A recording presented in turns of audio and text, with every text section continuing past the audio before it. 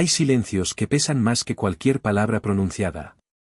Yo solía despertar cada mañana con el sonido de Javier preparando café en la cocina, ese ritual sagrado que mantenía desde que nos casamos. Pero aquella mañana de septiembre, cuando abrí los ojos, solo había vacío. Un vacío tan denso que parecía tener textura, como si pudiera tocarlo con las manos y sentir su frialdad atravesándome los dedos. La almohada a mi lado conservaba aún la forma de su cabeza, pero él no estaba.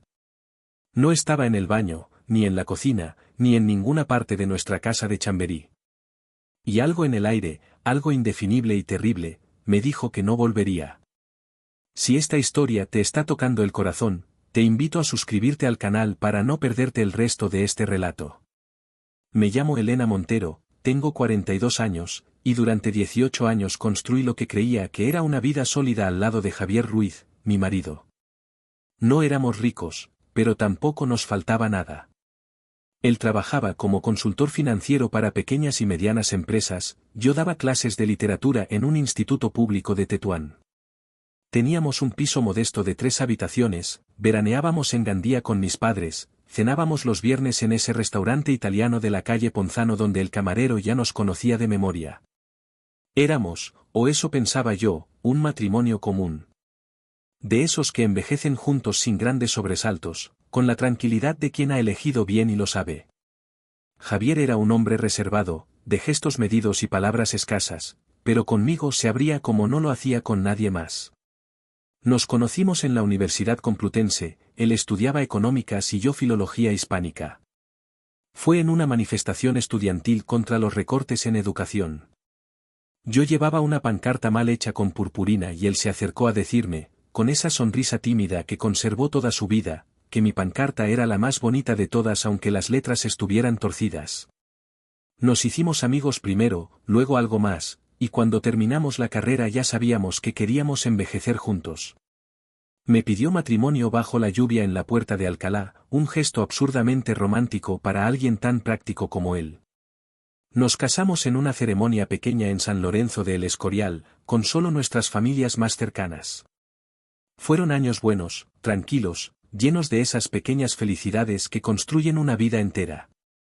Pero aquella mañana de martes, 10 de septiembre de 2024, todo eso se desvaneció como si nunca hubiera existido.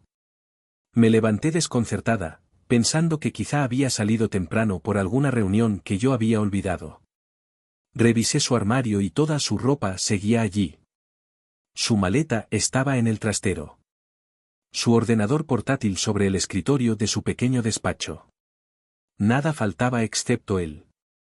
Cogí el móvil y marqué su número con manos temblorosas. Buzón de voz. Volví a llamar. Buzón de voz. Y otra vez. Y otra. La angustia comenzó a trepar por mi garganta como una enredadera venenosa. Llamé a su oficina. La secretaria, Marta, una mujer eficiente y amable que llevaba años trabajando con él, sonó genuinamente sorprendida. Me dijo con preocupación evidente en la voz, Elena, Javier no ha venido hoy. Tenía 3 reuniones programadas y no ha aparecido. Tampoco ha llamado. No es propio de él.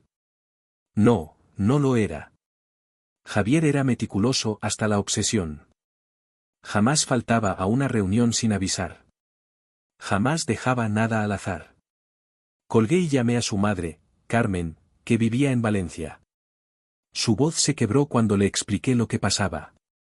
Me juró que no sabía nada, que Javier no la había llamado en semanas, algo que también era extraño porque él solía telefonearla cada domingo sin falta. El pánico se apoderó de mí con una violencia que no puedo describir. Me vestí a toda prisa, sin siquiera peinarme, y corrí hasta la comisaría de policía más cercana.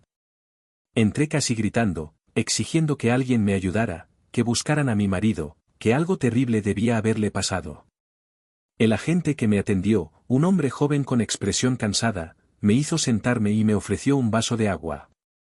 Tomó nota de todo lo que le conté, anotó los datos de Javier, su descripción física, sus últimos movimientos conocidos.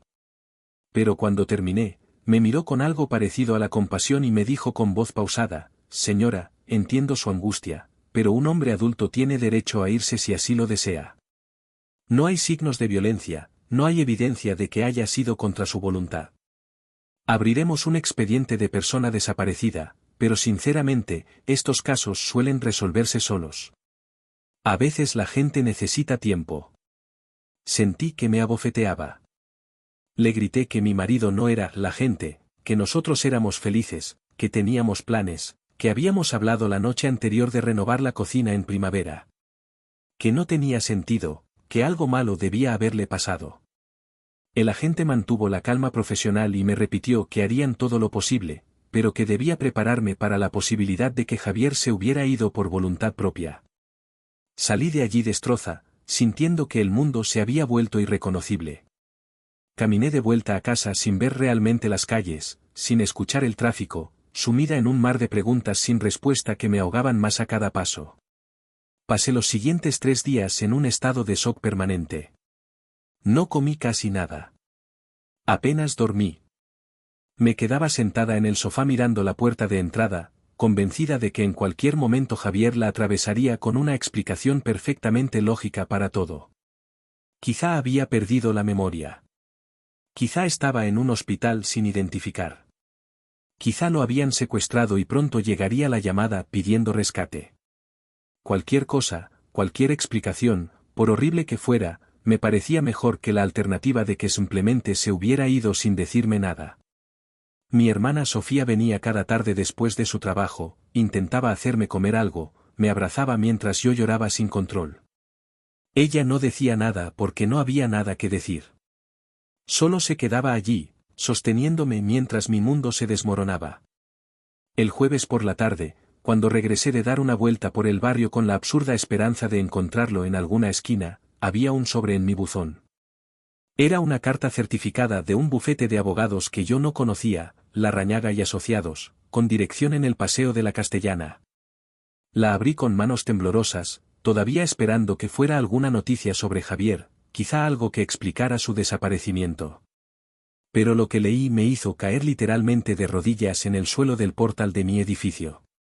El papel cayó de mis manos mientras el mundo giraba a mi alrededor. La carta estaba redactada en ese lenguaje legal frío e impersonal que convierte la tragedia humana en cláusulas numeradas. Representaban a Inversiones Mediterráneo, un banco de negocios con sede en Barcelona. Según el documento, mi marido había solicitado un préstamo empresarial por valor de 3.200.000 euros hacía 2 años. Yo constaba como avalista solidaria.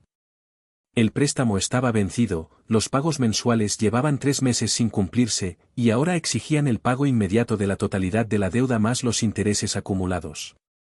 El total ascendía a 3.680.000 euros. Una cifra tan astronómica que ni siquiera podía procesarla. La carta terminaba con un ultimátum, disponía de 30 días para regularizar la situación o iniciarían acciones legales contra mí, incluyendo el embargo de todos mis bienes. Me quedé allí, sentada en el suelo frío del portal, leyendo y releyendo esas líneas hasta que perdieron todo significado. 3.680.000 euros. Yo ganaba 2.100 euros al mes como profesora. No tenía ahorros significativos. No tenía propiedades más allá de mi parte del piso, que aún tenía hipoteca. Era una cifra imposible, una cifra que representaba el fin absoluto de cualquier futuro que pudiera imaginar. Y no entendía nada. ¿Qué era Inversiones Mediterráneo? ¿Para qué había pedido Javier semejante cantidad de dinero? ¿Cómo era posible que yo fuera avalista de algo de lo que no tenía ni la más mínima noticia? ¿Había firmado algo sin leerlo? ¿Me había engañado para que firmara documentos sin explicarme qué eran? Subí a mi piso tambaleándome, aferrada a la barandilla. Entré y fui directamente al pequeño despacho de Javier. Abrí cajones, revisé archivadores, busqué entre sus papeles con una desesperación que rozaba la locura. Tenía que haber algo, alguna explicación, algún documento que me dijera qué diablos estaba pasando. Pero sus archivos estaban perfectamente ordenados como siempre, llenos de presupuestos de clientes, informes financieros, facturas. Nada que hablara de préstamos millonarios o empresas fantasma. Encendí su ordenador pero estaba protegido con contraseña. Intenté las combinaciones obvias, nuestras fechas importantes, pero ninguna funcionó. El viernes recibí 2 cartas más. Una del Banco Santander reclamando 750.000 euros por un préstamo comercial. Otra de CaixaBank por $500.000. Todas con mi nombre como avalista solidaria. Me senté en la mesa del comedor rodeada de esos papeles que representaban mi destrucción total y llamé otra vez a la policía, esta vez gritando que mi marido me había robado, que me había arruinado, que había cometido fraude y había huido dejándome morir bajo el peso de sus deudas. El mismo agente que me había atendido días atrás intentó calmarme. Me dijo que añadirían esta información al expediente, que investigarían la posibilidad de que hubiera habido delito económico. Pero su tono dejaba claro que yo era ahora una más de las muchas mujeres abandonadas por maridos que dejaban desastres financieros tras de sí. Una víctima de una estafa doméstica. Colgué el teléfono y rompí a llorar con una violencia que me asustó a mí misma. No eran lágrimas de tristeza sino de rabia pura, de incomprensión total, de traición absoluta. Los 18 años que habíamos pasado juntos se revelaban ahora como una mentira elaborada. Cada abrazo, cada «te quiero» susurrado en la oscuridad, cada plan para el futuro, cada momento de intimidad, todo era falso. Javier no era el hombre que yo creía conocer. Era un desconocido, un monstruo que había usado mi confianza para destruirme. Me había dejado sola para enfrentar una ruina económica de la que jamás podría recuperarme. Perdería mi casa, mi trabajo probablemente cuando los embargos empezaran, mi dignidad, mi futuro. Todo.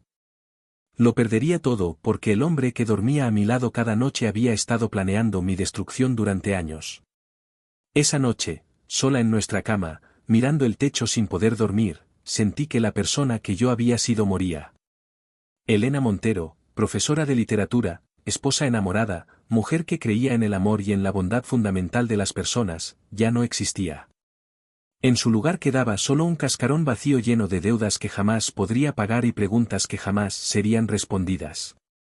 Y lo peor de todo era que, a pesar de la rabia, a pesar del odio que empezaba a crecer en mi pecho como un tumor maligno, una parte de mí todavía lo echaba de menos. Todavía esperaba que volviera y me explicara que todo era un terrible malentendido. Pero Javier no volvió. Y yo tendría que enfrentar sola las ruinas del mundo que él había dejado atrás. El fin de semana fue una tortura interminable. Sofía se quedó conmigo en el piso porque tenía miedo de dejarme sola. Me conocía lo suficientemente bien como para saber que yo estaba al borde de un colapso total. Mi hermana siempre había sido más fuerte que yo, más práctica, menos dada a romantizar la vida. Ella trabajaba como administradora en una empresa de logística, estaba divorciada desde hacía 5 años y había salido adelante sola con su hijo de 11 años, mi sobrino Mark. Cuando le mostré las cartas de los bancos, vi cómo su rostro se endurecía. No dijo nada durante un largo rato, solo leyó cada documento con atención meticulosa, como si buscara algún error legal que pudiera salvarnos. Finalmente levantó la vista y me dijo con esa franqueza brutal que solo una hermana puede permitirse: Elena, esto es mucho peor de lo que pensaba. Si realmente eres avalista solidaria, eres legalmente responsable de estas deudas tanto como él. No importa que no supieras nada, no importa que te haya engañado. Los bancos van a venir por ti con todo. Van a embargar el piso, tu sueldo, cualquier cosa que tengas a tu nombre. Sus palabras me cayeron encima como piedras. Yo ya lo sabía, claro que lo sabía, pero escucharlo en voz alta lo hacía infinitamente más real y aterrador. Le pregunté con un hilo de voz qué debía hacer. Sofía respiró hondo y respondió: necesitas un abogado, ya. Uno bueno que se especialice en derecho bancario. Y necesitas ir personalmente a cada uno de estos bancos para entender exactamente qué firmaste y cuándo. Puede que haya alguna irregularidad en los contratos, algo que podamos usar para defenderte. También deberías considerar declararte en quiebra personal si las deudas son tan altas como parecen. La palabra quiebra me sonó como una sentencia de muerte. Significaba admitir oficialmente que mi vida había terminado, que todo por lo que había trabajado se había esfumado. El lunes por la mañana llamé al instituto diciendo que estaba enferma, algo que era cierto en todos los sentidos menos el literal. No podía enfrentarme a mis alumnos, a sus rostros jóvenes y esperanzados, cuando mi propio mundo se estaba desintegrando. Sofía consiguió que un compañero suyo, un abogado llamado Fernando Ríos que había ayudado a su empresa con temas legales, me recibiera esa misma tarde de forma urgente. Fernando tenía un pequeño despacho en Chamartín, atestado de expedientes y con un aspecto más bien caótico, pero cuando le expliqué mi situación se puso serio inmediatamente y me pidió que le dejara todas las cartas que había recibido. Las leyó en silencio durante lo que me pareció una eternidad. Yo observaba su rostro buscando alguna señal de esperanza, pero su expresión se volvía más grave con cada página. Finalmente dejó los documentos sobre su escritorio y me miró con algo parecido a la pena. Me dijo con voz calmada pero firme: Elena, voy a serte completamente honesta. Esto es muy complicado. Los contratos parecen estar en orden, las firmas son tuyas según los documentos escaneados que te han enviado. Los bancos tienen derecho legal a reclamarte estas cantidades. Tu marido te usó como aval, probablemente sin que tú fueras completamente consciente de lo que estabas firmando. Es algo que veo más a menudo de lo que quisiera. Le pregunté con desesperación si había algo, cualquier cosa, que pudiera hacer. Fernando tamborileó los dedos sobre la mesa pensativamente antes de responder: podemos intentar negociar con los bancos, ofrecerles un plan de pagos a muy largo plazo, argumentar que no tienes capacidad económica para afrontar estas deudas. También podemos investigar si hubo alguna irregularidad en cómo se obtuvieron estas firmas, si tu marido falsificó algo o te engañó de forma demostrable. Pero necesito que seas realista, las posibilidades de que salgas de esto sin consecuencias graves son muy pequeñas. Lo más probable es que pierdas tu vivienda y parte de tus ingresos durante muchos años. Salí de su despacho sintiéndome aún más hundida que cuando había entrado. La realidad era implacable e inapelable. Javier me había destruido y no había forma de escapar de las ruinas que había dejado. Esa noche, sentada en mi sofá con una taza de té que se enfriaba en mis manos sin que la bebiera, intenté reconstruir mentalmente los últimos 2 años. ¿Cuándo había empezado todo esto? ¿Cómo no me había dado cuenta de nada? Pensé en todas las veces que Javier me había pedido que firmara papeles del banco o de la asesoría fiscal. Yo siempre confiaba en él ciegamente. Él manejaba nuestras finanzas porque yo nunca había sido buena con los números. Firmaba donde él me indicaba sin leer las letras pequeñas porque nunca había tenido motivos para desconfiar. Ahora cada una de esas firmas se revelaba como una trampa que yo misma había activado con mi ingenuidad. Me sentía estúpida, utilizada, traicionada de la forma más vil. Javier había convertido mi amor y mi confianza en armas contra mí misma. Me había usado como un escudo legal para protegerse él mientras planificaba su huida. Y lo peor era que no entendía por qué. ¿Por qué alguien haría algo así a la persona que supuestamente amaba? ¿Qué había pasado en su vida para convertirlo en esto? ¿O siempre había sido así y yo había estado demasiado ciega de amor para verlo? El martes recibí 2 llamadas más. Una de un despacho de cobro de morosos actuando en nombre del Banco Santander, con un tono amenazante que me hizo temblar. Otro de CaixaBank ofreciéndome una oportunidad de regularizar mi situación antes de proceder legalmente. No respondí a ninguna de las 2. No sabía qué decir. No tenía respuestas. No tenía dinero. No tenía nada excepto una rabia impotente que crecía más a cada hora. El miércoles, 5 días después de que Javier desapareciera, Sofía insistió en que fuéramos juntas al Banco Central de Negocios, donde Javier tenía su cuenta principal. Era una entidad pequeña pero prestigiosa, especializada en clientes empresariales y patrimonios altos. Yo nunca había puesto un pie allí porque no era donde teníamos nuestra cuenta conjunta personal.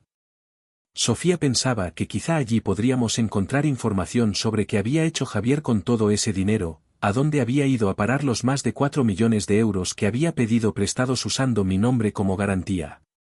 El banco estaba en un edificio elegante cerca de la Plaza de Colón. Entramos y pedimos hablar con alguien responsable. La recepcionista, una mujer joven con expresión eficiente, nos hizo esperar en una sala de reuniones decorada con sobriedad corporativa. A los pocos minutos entró un hombre de unos 60 años, bien vestido, con el pelo gris perfectamente peinado y gafas de montura dorada. Se presentó como Ramón Aguirre, director de relaciones con clientes del banco. Le expliqué quién era yo y por qué estaba allí.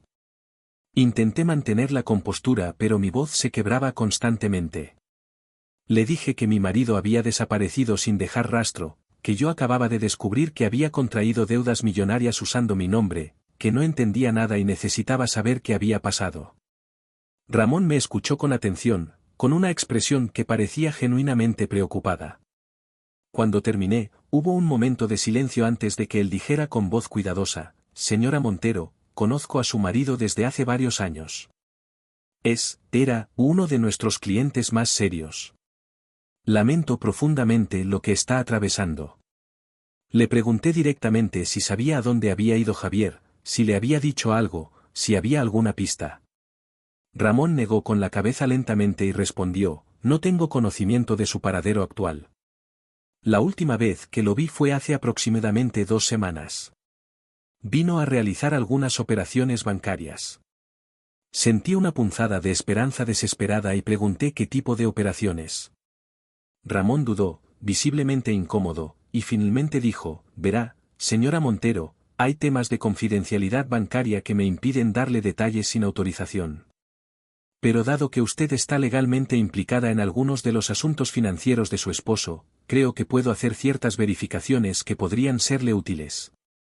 Le entregué mi documento de identidad. Ramón lo tomó, salió brevemente de la sala y regresó con una carpeta azul y su ordenador portátil. Se sentó frente a nosotras, introdujo algunas contraseñas y comenzó a teclear. Yo observaba sus manos moverse sobre el teclado mientras mi corazón latía cada vez más rápido. Sofía me apretó la mano por debajo de la mesa. Ramón abrió varios archivos, los revisó en silencio, y de pronto su rostro cambió completamente. Se quedó completamente inmóvil mirando la pantalla. Sus ojos se abrieron como platos detrás de las gafas. Levantó la vista hacia mí, luego volvió a mirar la pantalla, luego otra vez a mí. Parecía estar luchando por procesar lo que veía. Finalmente, con voz temblorosa, dijo algo que no olvidaré mientras viva: «Señora Elena, su esposo estuvo aquí la semana pasada. Hay algo que necesito que vea esto inmediatamente». Ramón giró lentamente la pantalla del ordenador hacia mí. Sus manos temblaban ligeramente mientras lo hacía. Yo me incliné hacia adelante, con el corazón latiéndome tan fuerte que podía oírlo en mis oídos. En la pantalla había una cuenta bancaria que yo nunca había visto antes. Estaba a mi nombre, Elena Montero Ibáñez. La fecha de apertura era del 23 de octubre de 2022, hacía casi 2 años exactamente. No tenía ni idea de que esa cuenta existiera. Ramón señaló con el dedo una serie de movimientos en el historial de transacciones. Empezaban en esa misma fecha de apertura y se repetían sistemáticamente cada viernes sin excepción durante todo ese tiempo. Eran transferencias que entraban en la cuenta desde otra cuenta empresarial registrada a nombre de Javier. Las cantidades variaban, pero nunca eran pequeñas. Algunas semanas eran 3.000 euros, otras semanas 5.000, ocasionalmente 10.000. Una sucesión constante e inquebrantable de depósitos que se habían acumulado durante 24 meses. Mi mente intentaba procesar lo que estaba viendo, pero era como si mi cerebro se negara a funcionar correctamente. Sofía, que había estado mirando la pantalla por encima de mi hombro, ahogó una exclamación. Ramón desplazó el cursor hasta el final del documento, donde aparecía el saldo total de la cuenta. La cifra que vi me dejó sin aliento: 890.000 euros con 63 céntimos. Casi 900.000 euros que yo no sabía que tenía. Casi 900.000 euros que Javier había estado depositando secretamente a mi nombre durante 2 años. Debí ponerme muy pálida porque Ramón se levantó rápidamente y me trajo un vaso de agua. Lo bebí sin saborearlo mientras intentaba encontrar mi voz.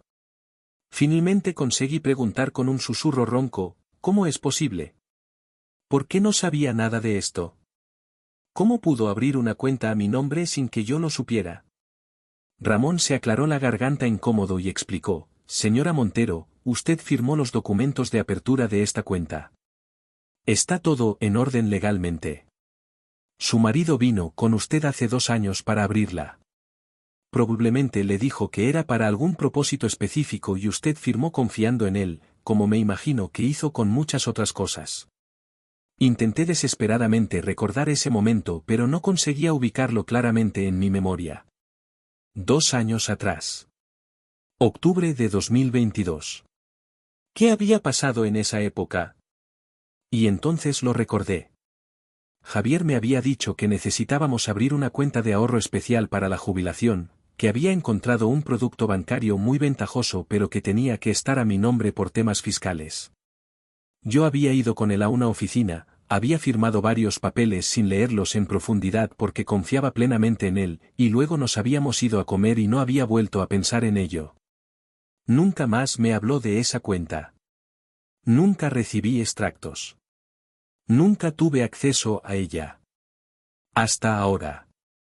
Sofía me apretó el hombro con fuerza y preguntó a Ramón con voz tensa, ¿hay algo más? Porque esto no tiene sentido. El marido de mi hermana se va dejándola llena de deudas pero resulta que también le deja casi 1 millón de euros escondido en una cuenta. ¿Qué diablos está pasando aquí? Ramón asintió lentamente, con una expresión extraña en el rostro que no conseguía interpretar. Era algo entre tristeza y admiración, como si estuviera contemplando una tragedia hermosa. Tomó aire profundamente antes de hablar de nuevo. Me dijo con voz más firme, hay más, señora Montero.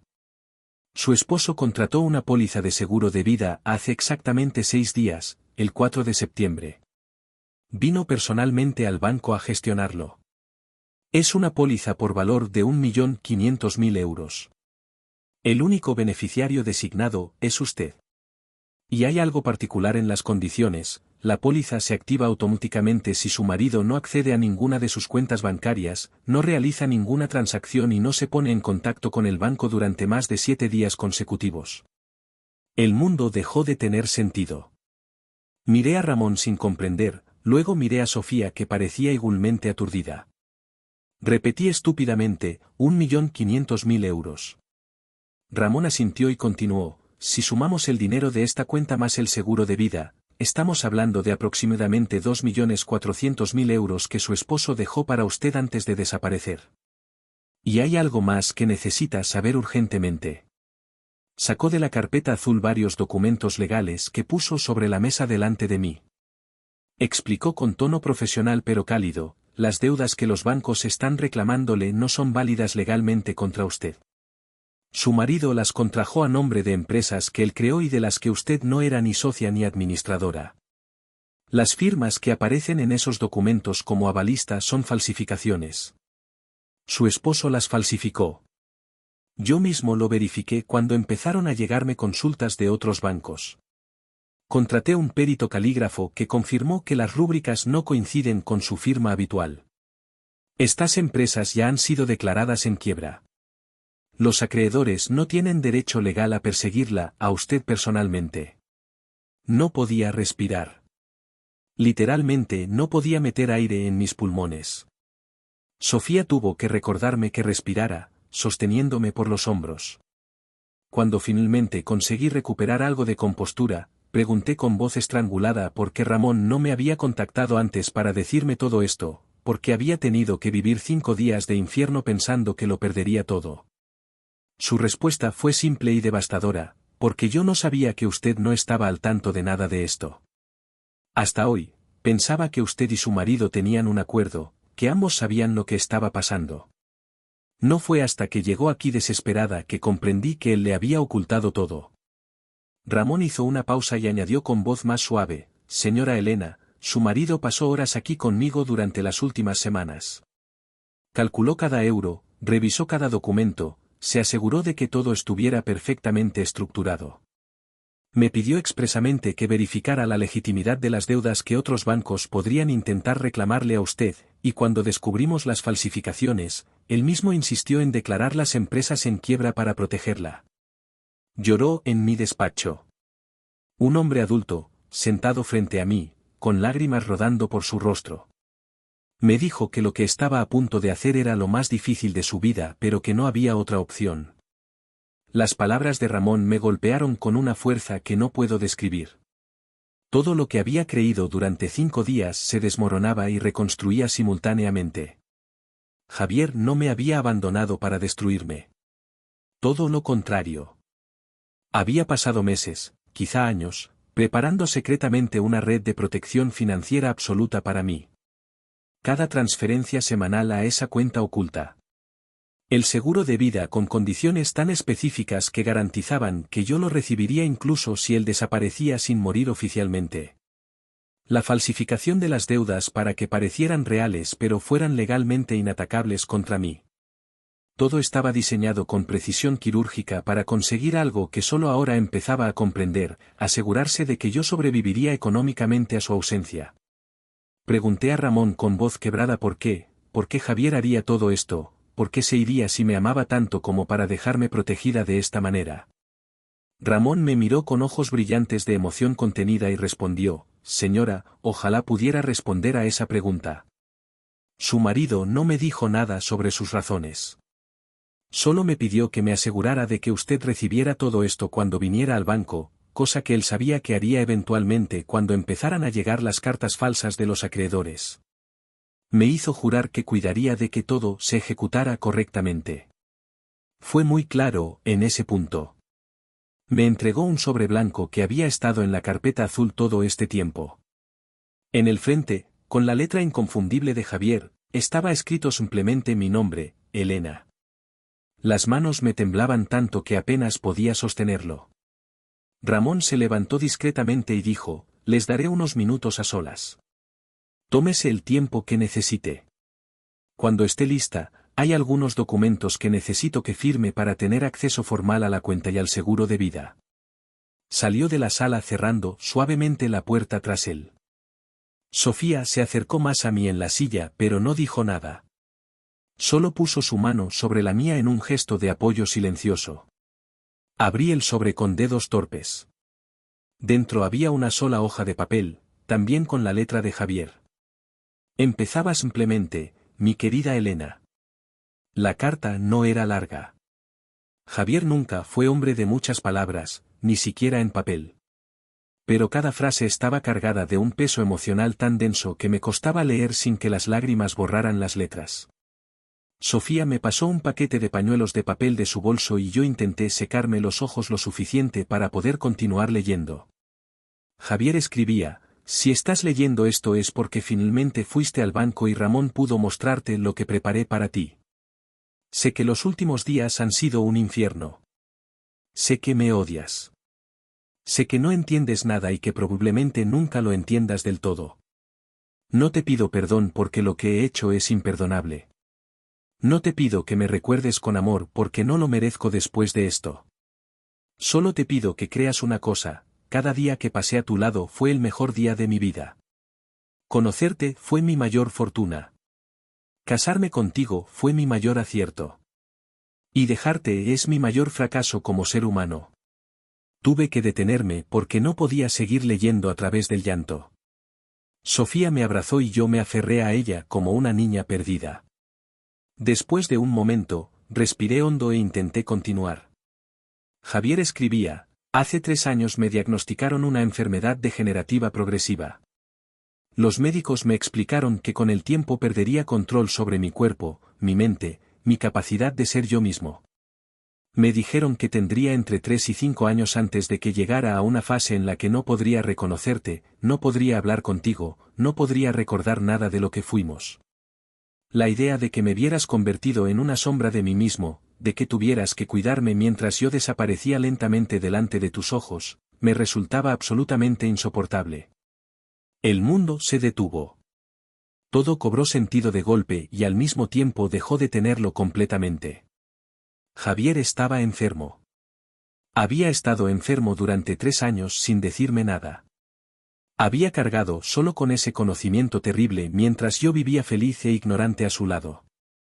Sentí una mezcla de rabia y dolor tan intensa que no sabía si gritar o vomitar.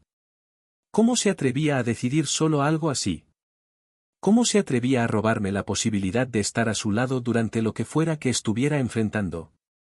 ¿Cómo se atrevía a arrebatarme el derecho de amarlo también en la enfermedad, como habíamos prometido frente al altar. Pero la carta continuaba y yo necesitaba leerla hasta el final aunque me destrozara. Javier escribía: no podía hacerte pasar por eso, Elena. No podía convertirme en una carga que consumiera tu vida y tus años. No podía pedirte que me cuidaras mientras yo olvidaba tu nombre, tu rostro, nuestra historia. Así que tomé la única decisión que me pareció justa: irme antes de que fuera demasiado tarde, antes de que ya no pudiera irme por mi cuenta, antes de que tuvieras mi deterioro. Sé que es egoísta. Sé que te estoy negando una despedida. Sé que te estoy condenando a vivir con preguntas sin respuestas. Y aún así no encontré otra manera de protegerte del horror de lo que viene. Seguí leyendo a través de un velo de lágrimas que no paraba de caer. Javier explicaba cómo había usado los últimos 2 años para organizar nuestro futuro. Había pedido prestado dinero de varios bancos, no para ninguna empresa real sino solo para tener capital suficiente que pudiera transferirme sistemáticamente en esa cuenta oculta. Las empresas eran cáscaras vacías creadas solo para parecer legítimas mientras durara el proceso. Sabía que eventualmente esas empresas quebrarían, pero para entonces el dinero ya estaría seguro en mi cuenta ilegalmente intocable. Había falsificado deliberadamente las firmas de aval para que las deudas no pudieran perseguirme cuando todo colapsara. Escribía con una meticulosidad casi clínica sobre cada paso que había dado, cada contingencia que había previsto, cada posible problema legal que había bloqueado. Era el Javier que yo conocía en su máxima expresión, obsesivamente cuidadoso, incapaz de dejar nada al azar, planificando con meses de anticipación. Solo que esta vez no estaba planificando nuestras vacaciones o nuestra jubilación. Estaba planificando cómo desaparecer de mi vida sin destruirme en el proceso. Estaba construyendo una fortaleza financiera a mi alrededor que me permitiría vivir tranquila incluso después de que él ya no estuviera. La carta terminaba así: el dinero de la cuenta es para que vivas, Elena. No para que sobrevivas sino para que realmente vivas. Viaja a todos esos lugares de los que siempre hablábamos. Lee todos los libros que quieras sin preocuparte por nada. Sé feliz. El seguro de vida es para tu futuro, para que nunca tengas que preocuparte por dinero, para que puedas jubilarte cuando quieras y pasar tus años haciendo lo que amas. Te he dejado todo lo que pude darte. Ojalá hubiera sido más. Ojalá hubiera podido quedarme. Ojalá hubiera podido envejecer contigo como soñábamos. Pero dado que no puedo, al menos puedo asegurarme de que tú envejezcas en paz, sin cargas, sin deudas, sin preocupaciones económicas que te consuman. No me busques. No intentes encontrarme. Allá donde esté, quiero imaginarte sonriendo, no sufriendo por mí. Te amo más de lo que las palabras pueden expresar. Siempre te he amado. Siempre te amaré. Adiós, mi amor. Javier. Dejé caer la carta sobre la mesa y rompí a llorar con una intensidad que me asustó. No era el llanto de estos últimos días, lleno de rabia y confusión. Era algo mucho más profundo, más doloroso, más complejo. Era el llanto de quien finalmente entiende la magnitud de un sacrificio que nunca pidió ni quiso. Era el llanto de quien descubre que fue amada con tanta desesperación que su pareja prefirió desaparecer antes que permitir que ese amor se convirtiera en carga. Era el llanto de quien se da cuenta de que todas las preguntas que tenía están respondidas y sin embargo ninguna respuesta alivia realmente el dolor. Sofía lloraba también a mi lado. Cuando finalmente pude recuperar algo de compostura, ella me dijo con voz ronca: Elena, lo que Javier hizo está mal. No tenía derecho a decidir esto solo. No tenía derecho a robarte la oportunidad de estar con él durante su enfermedad. Pero maldita sea, lo hizo porque te amaba. Lo hizo porque no soportaba la idea de hacerte daño. Es egoísta y es noble al mismo tiempo y no sé cómo procesar eso. Yo tampoco sabía. Ni entonces ni ahora. Ramón regresó después de un tiempo prudencial. Traía más documentos. Me explicó pacientemente cada uno de ellos mientras yo firmaba donde me indicaba con manos que apenas respondían. Formularios para acceder oficialmente a la cuenta. Papeles del seguro de vida. Declaraciones juradas sobre las deudas falsas. Documentación legal que certificaba que yo no era responsable de ninguna de las quiebras empresariales de Javier. Todo estaba perfectamente organizado, como siempre hacía él. Cada detalle contemplado. Cada posible problema resuelto de antemano. Antes de irme, le pregunté a Ramón si sabía a dónde había ido Javier. Si tenía alguna pista, cualquier cosa que pudiera ayudarme a encontrarlo. Ramón negó con la cabeza tristemente y respondió, no tengo esa información, señora Montero. Lo único que puedo decirle es que su marido vació todas sus cuentas personales el día antes de desaparecer. Retiró todo el dinero que tenía a su nombre, unos 40.000 euros. No sé qué hizo con ese dinero ni a dónde fue después. Lo siento mucho. Asentí sin decir nada porque no había nada que decir. Sofía me llevó de vuelta a casa en su coche porque yo no estaba en condiciones de conducir. Me quedé en el asiento del copiloto mirando por la ventana sin ver realmente nada. Las calles de Madrid pasaban frente a mí como una película borrosa que no conseguía enfocar. Cuando llegamos al piso, mi hermana insistió en quedarse conmigo esa noche también. Le dije que no era necesario, que estaría bien, pero ella me miró con una expresión que no admitía discusión y dijo, no voy a dejarte sola después de esto. Ni hoy ni mañana ni hasta que esté segura de que no vas a hacer ninguna tontería. Asentí agradecida. Porque la verdad era que no sabía qué iba a hacer con toda esta información. No sabía cómo seguir viviendo sabiendo lo que ahora sabía. Han pasado 14 meses desde que Javier desapareció. 14 meses en los que he tenido que reconstruir no solo mi vida sino mi comprensión misma de lo que significa amar a alguien. Durante las primeras semanas después de la reunión con Ramón, estuve como en trance. Funcionaba mecánicamente, iba a trabajar, volvía a casa, comía sin apetito, dormía mal y despertaba con el peso de una realidad que no terminaba de aceptar. Sofía venía cada tarde y simplemente se quedaba conmigo, sin intentar consolarme con palabras vacías, solo estando presente mientras yo procesaba el terremoto emocional que había destruido todo lo que creía saber sobre mi matrimonio. Contraté a Fernando, el abogado, para que gestionara oficialmente toda la situación legal con los bancos. Él fue meticuloso y eficiente. En cuestión de 3 meses todas las reclamaciones de deuda fueron archivadas. Los peritos calígrafos confirmaron que las firmas eran falsificaciones. Las empresas fantasma de Javier fueron liquidadas oficialmente. Ningún centavo de todo ese desastre cayó sobre mis hombros. Javier había construido su plan con tal precisión que incluso los abogados de los bancos acreedores tuvieron que admitir que no tenían ningún recurso legal contra mí. Era como si hubiera levantado un muro invisible pero impenetrable a mi alrededor. El seguro de vida se activó automáticamente después de los 7 días establecidos. El banco me contactó para gestionar la transferencia del 1.500.000 euros. Cuando esa cantidad apareció en mi cuenta junto con los 890.000 que ya estaban allí, me quedé mirando el saldo total sin saber qué sentir. Era más dinero del que había visto jamás en mi vida. Era suficiente para vivir cómodamente durante décadas sin tener que trabajar. Era la libertad financiera absoluta. Y yo lo habría dado todo, cada último euro, solo por poder tener a Javier de vuelta, aunque fuera un día más. Aunque fuera una hora. Pero Javier no volvió. Seguí yendo a la policía regularmente durante meses, preguntando si había alguna novedad en la investigación. Nunca hubo nada. Ninguna transacción bancaria.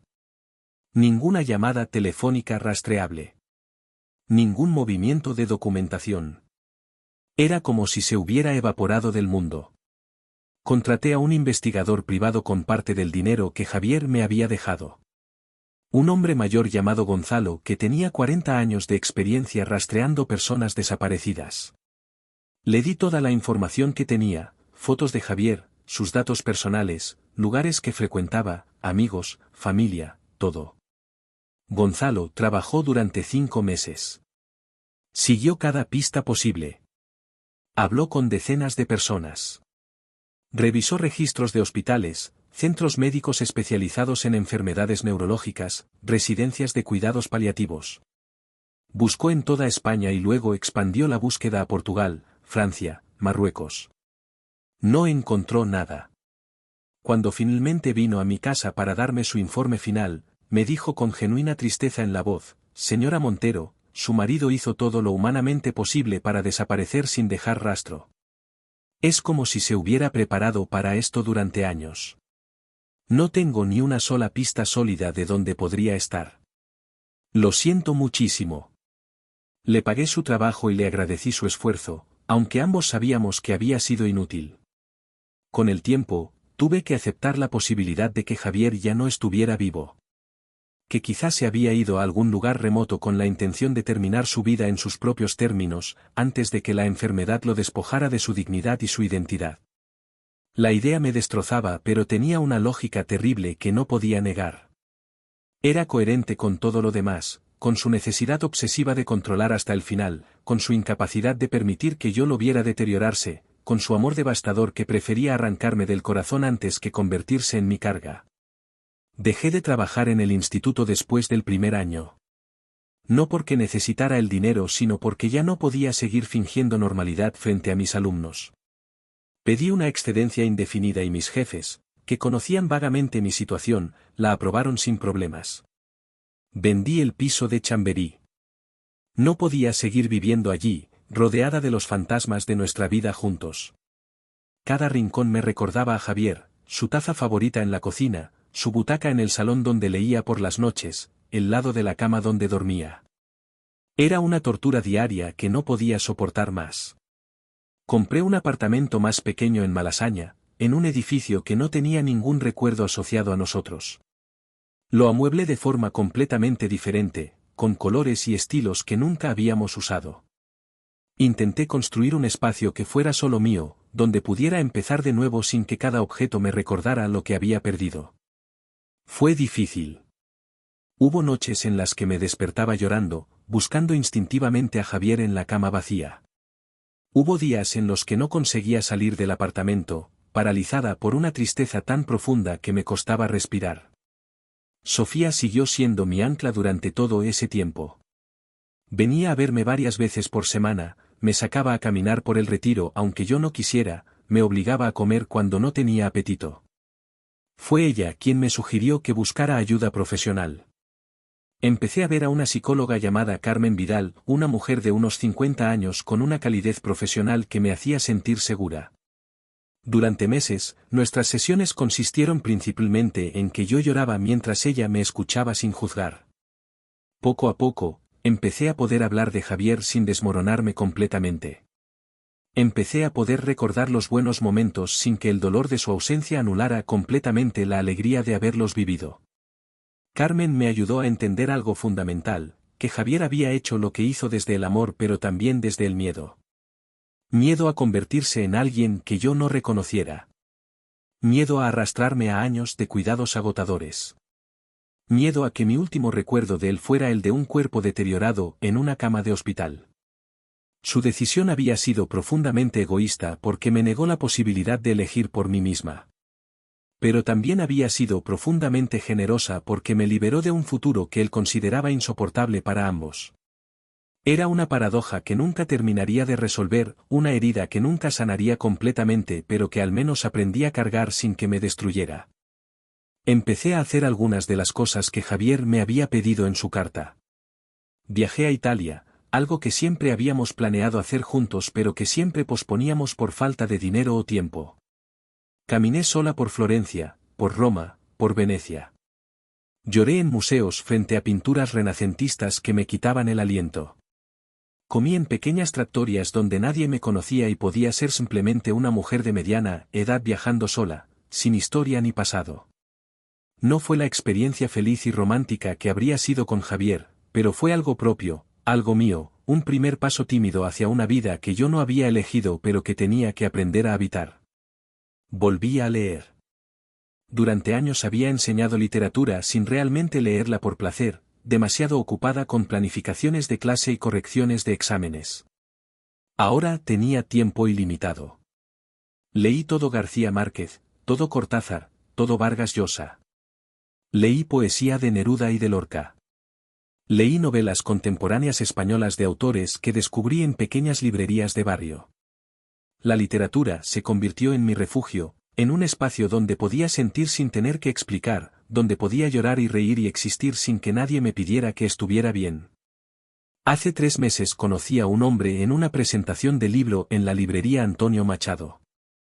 Se llama Alberto, tiene 46 años, es traductor de francés. Empezamos a hablar de la novela que acababan de presentar y terminamos tomando un café que se prolongó durante 3 horas. Me pidió mi número. Lo pensé durante una semana antes de responder a su primer mensaje. Hemos salido a cenar 2 veces. Es amable, culto, tiene sentido del humor. No me ha preguntado sobre mi pasado más allá de lo superficial y yo no le he contado nada sobre Javier. No sé si esto irá a alguna parte. No sé si estoy lista para volver a confiar en alguien. No sé si algún día podré amar a otra persona con la intensidad con la que amé a mi marido. Pero estoy aprendiendo algo que nunca pensé que aprendería, que se puede vivir después de que tu mundo se destruya.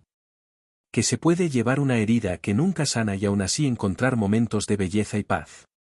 Que el amor verdadero no siempre termina como queremos, pero eso no significa que no haya sido real. Javier me amó de la única forma que supo hacerlo en sus circunstancias, protegiéndome incluso de él mismo, asegurándose de que yo pudiera seguir adelante cuando él ya no estuviera, construyendo en secreto una fortaleza que me mantendría a salvo de todas las tormentas que vendrían. ¿Fue la decisión correcta? No lo sé. Probablemente nunca lo sabré. Una parte de mí todavía está furiosa con él por robarme la oportunidad de estar a su lado hasta el final. Por quitarme la posibilidad de demostrarle que mi amor era lo suficientemente fuerte como para soportar su enfermedad. Por decidir solo lo que era mejor para ambos cuando debería haber sido una decisión compartida. Pero otra parte de mí, la parte que despierta cada mañana en un apartamento propio pagado sin deudas, que puede dedicar sus días a leer y viajar y existir sin presiones económicas, esa parte entiende lo que hizo. Entiende que a veces el amor más grande es el que te libera incluso cuando preferirías quedarte encadenado. Sigo llevando mi anillo de casada. No he podido quitármelo todavía. Quizá algún día pueda. O quizá no. He aprendido que no tengo que forzar ningún tipo de superación o cierre si no me nace naturalmente. Carmen me dice que está bien llevar el duelo a mi propio ritmo, que no hay un manual de instrucciones para sobrevivir a algo así. Algunos días son mejores que otros. Algunos días puedo pensar en Javier y sonreír recordando su risa, su forma de hacer café cantando bajito, como me abrazaba por detrás mientras yo cocinaba. Otros días me despierto con el pecho tan apretado de tristeza que apenas puedo levantarme de la cama. Pero sigo aquí. Sigo viviendo. Sigo respirando. Y sé, con una certeza que me duele y me consuela al mismo tiempo, que eso es exactamente lo que Javier quería cuando tomó la decisión más difícil y dolorosa de su vida. Quería que yo viviera. No que sobreviviera arrastrándome a través de los días, sino que realmente viviera, con libertad y dignidad y paz. Me dio todo lo que pudo darme, seguridad económica, futuro, posibilidades. Lo único que no pudo darme fue una despedida. Y con eso tendré que aprender a vivir el resto de mi vida. A veces, cuando camino sola por Madrid en esas tardes de otoño que tanto nos gustaban a ambos, casi puedo sentir su presencia a mi lado. No de forma sobrenatural o mística, sino en la forma en que cargo sus recuerdos, en cómo sus decisiones siguen moldeando mi vida, en cómo su amor todavía me sostiene incluso en su ausencia. Él desapareció pero no se fue completamente. Vive en la cuenta bancaria que me permite tener paz, en el apartamento donde empecé de nuevo, en los libros que leo con el tiempo que él me regaló, en cada decisión que tomo sabiendo que estoy libre de preocupaciones porque él se aseguró de ello. Y quizá eso es suficiente. Quizá esa es la única forma de amor que podía existir entre nosotros dadas las circunstancias, un amor que se sacrifica a sí mismo para que el otro pueda florecer. Un amor que desaparece físicamente pero permanece en cada aspecto práctico y real de la vida que deja atrás. Un amor imperfecto, doloroso, incomprendido, pero absolutamente genuino. No sé dónde está Javier ahora. No sé si sigue vivo en algún lugar remoto, deteriorándose solo como quería, o si ya partió hace meses en sus propios términos. Lo que sí sé es que su último acto en esta tierra fue asegurarse de que yo estaría bien. Y estoy bien. O al menos, estoy aprendiendo a estarlo. Y tal vez eso, después de todo, es la mayor prueba de amor que alguien podría haberme dado, la certeza absoluta de que fui amada tan profundamente que alguien estuvo dispuesto a romperme el corazón para salvarme de algo peor. Vivo ahora con esa contradicción, con ese dolor hermoso, con esa herida que es también un regalo. Y aunque nunca lo entenderé completamente, aunque siempre me quede con preguntas sin respuestas, puedo mirar hacia el futuro sabiendo que Javier me amó lo suficiente como para dejarme ir. Y quizá, solo quizá, eso es todo lo que necesito saber para seguir adelante. Fue en una tarde de marzo, 18 meses después de que Javier desapareciera, cuando el cartero llamó a mi puerta con un paquete certificado. Yo estaba preparándote en la cocina de mi apartamento en Malasaña, pensando en nada en particular, disfrutando de esa calma extraña que había aprendido a apreciar. Abrí la puerta esperando algún libro que había pedido por internet, pero lo que el cartero me entregó me dejó paralizada. Era un sobre amarillo grande, del tipo que usan los abogados para documentos importantes. Venía de un bufete en Ginebra, Suiza. El remitente era un nombre que no reconocía, Etude Juridique Beaumont. Firmé el recibo con manos que empezaban a temblar sin saber muy bien por qué. Cerré la puerta, dejé el sobre la mesa del comedor y me quedé mirándolo durante largos minutos, con el corazón latiéndome cada vez más rápido. Algo en mi interior sabía, con esa certeza inexplicable que a veces tenemos, que lo que había dentro de ese sobre cambiaría algo. Finalmente lo abrí con dedos torpes. Dentro había una carta formal del bufete suizo, escrita en español impecable, explicando que actuaban como albaceas testamentarios de un cliente que había dejado instrucciones muy específicas. El cliente había establecido que este sobre debía ser enviado exactamente 18 meses después de su última aparición documentada en cualquier registro oficial. Adjuntaban copia certificada de un testamento, varios documentos bancarios, y una carta personal dirigida a mí. La carta personal estaba en un sobre más pequeño, blanco, con mi nombre escrito con la letra de Javier. Mis ojos se llenaron de lágrimas antes siquiera de abrirlo. Llevaba 18 meses sin ver esa letra, sin tener ninguna noticia de él, viviendo en un limbo entre la esperanza y la aceptación. Y ahora, de repente, tenía sus palabras frente a mí otra vez. Me senté en el sofá porque las piernas no me sostenían. Respiré hondo varias veces intentando calmarme lo suficiente para poder leer. Javier escribía: Elena, mi amor, si estás leyendo esto significa que han pasado 18 meses desde que me fui. Significa que seguiste adelante, que viviste, que no me buscaste más. Espero con toda mi alma que hayas encontrado algo de paz. Espero que hayas viajado, que hayas leído todos esos libros que te encantaban, que hayas permitido que tu vida continuara sin mí. Necesito que sepas algo que no pude decirte en mi primera carta porque todavía no estaba seguro de qué pasaría: estoy bien. O al menos, estuve bien durante un tiempo. Las lágrimas caían sobre el papel mientras seguía leyendo. Javier explicaba que había ido a una clínica especializada en Suiza, uno de esos lugares discretos donde personas con enfermedades terminales pueden pasar sus últimos meses con dignidad y cuidados profesionales. Había usado los 40.000 euros que retiró antes de desaparecer para pagar por adelantado su estancia allí. Me contaba que durante esos primeros meses todavía estaba relativamente bien, que pasaba los días leyendo en el jardín de la clínica, mirando las montañas, pensando en mí constantemente. Escribía: quise llamarte 1000 veces. Quise volver corriendo a casa y abrazarte y pedirte perdón por todo. Pero cada vez que sentía que mi determinación flaqueaba, pensaba en lo que vendría después. En los años de deterioro progresivo. En cómo te consumirías cuidándome mientras yo me convertía en alguien que no podía ni reconocerte. Y me obligaba a mantenerme firme en mi decisión. Por ti, Elena. Todo fue siempre por ti. Porque te amaba demasiado como para dejarte presenciar mi desaparición lenta. La carta continuaba explicando que había dejado instrucciones muy claras con los abogados suizos sobre qué hacer cuando él ya no pudiera tomar decisiones por sí mismo. Cuando llegara el momento en que la enfermedad avanzara hasta un punto donde su calidad de vida fuera inexistente, cuando ya no pudiera leer ni pensar ni ser realmente el mismo, elegiría la eutanasia asistida, legal en Suiza. No quería detalles sobre cuándo o cómo, solo quería que yo supiera que cuando llegara ese momento, sería en paz, rodeado de profesionales compasivos, sin dolor, sin miedo.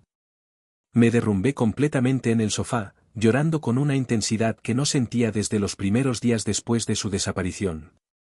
Pero estas lágrimas eran diferentes.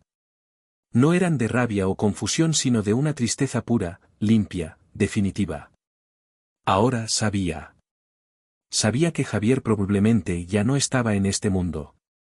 Sabía que había elegido irse en sus propios términos, con dignidad, antes de que la enfermedad lo despojara de todo lo que era. Y aunque una parte de mí seguía furiosa con él por no haberme dejado estar a su lado hasta el final, otra parte entendía profundamente por qué había hecho lo que hizo. La carta terminaba con las palabras más desgarradoras que jamás había leído: no me llores durante demasiado tiempo, mi amor. Yo tuve una vida maravillosa porque la pasé contigo. Conocerte fue mi mayor alegría. Amarte fue mi mayor privilegio. Y si pudiera volver atrás y elegir de nuevo, te elegiría a ti 1000 veces, aunque supiera que terminaría aquí, solo, escribiendo esta despedida. Porque cada día a tu lado valió la pena. Vive por los dos, Elena. Sé feliz por los dos. Y cuando llegue tu momento, dentro de muchísimos años espero, y si hay algo después de esto, yo estaré esperándote con esa sonrisa tímida que tanto te gustaba. Te amo. Siempre te amé. Siempre te amaré. Adiós para siempre, mi preciosa Elena.